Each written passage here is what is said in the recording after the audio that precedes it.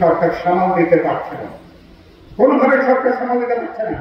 আমরা বলেছি বিচার কাজ দৃশ্যমান হচ্ছে, আমরা বলেছি সংস্কারের ব্যাপারে আমরা আলাপ আলোচনা করছি।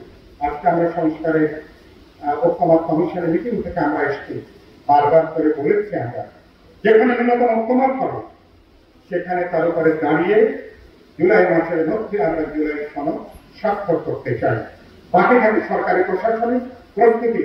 মেহরবানি করে সরকার ছেড়ে কথা বলেন এবং রাজনৈতিকভাবে সিদ্ধান্ত গ্রহণ করেন।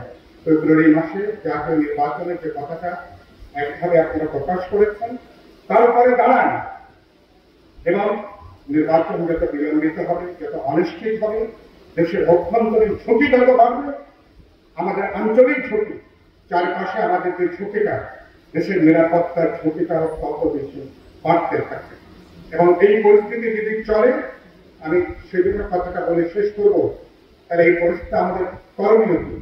যারা আন্দোলনের কাতারে ছিল, মন্টু ভাই ওনার সঙ্গে জীবনের সেই দিকে এসে আমাদের নৈকট্য হয়েছে, ঘনিষ্ঠতা বৃদ্ধি পেয়েছে, বিশেষ করে যুগপৎ ধারায় আন্দোলন করতেছে।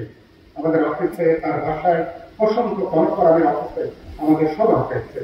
তাহলে আমরা তিনি আমাদের এবারকার লড়াইয়ে গুরুত্বপূর্ণ সেবাহসালা, এবার এই ফ্যাসিবাদ বিরোধী লড়াইয়ে গণফোরাম তার গুরুত্বপূর্ণ অংশীদার। শেষ কথা যেটা বলতে চাই, আন্দোলনের সমস্ত শক্তিগুলোর মধ্যে কিছু আমরা ভাগ বিভক্তি লক্ষ্য করেছি। বিএনপিকে বলতে চাই, মেহরবানি করে যারা দুর্দিনে আন্দোলনের সাথে এক জায়গায় দাঁড়িয়েছিলাম, ঐক্যের এই সেতু বন্ধনটা কোনোভাবে যাতে ছেড়ে না যায়, এটাকে যত্ন করে রক্ষা করা দরকার।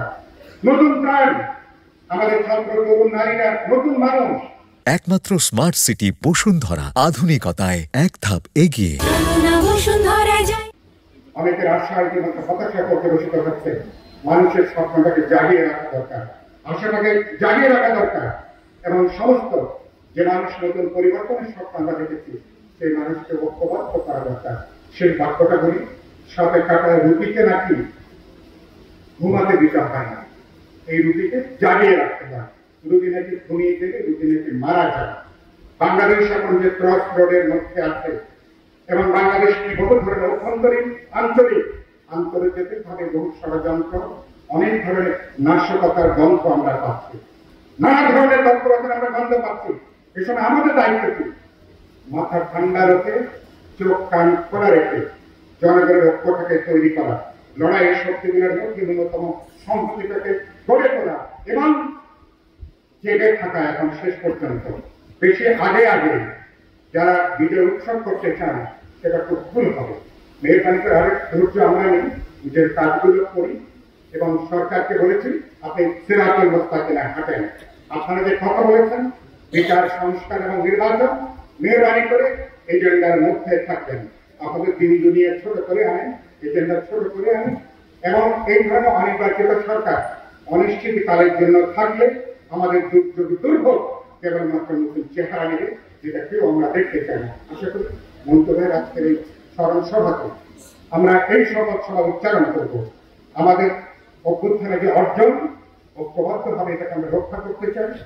আমরা গণতন্ত্র উত্তরণের যে চ্যালেঞ্জ, সবাই মিলে এটাকে আমরা ধারণ করবো।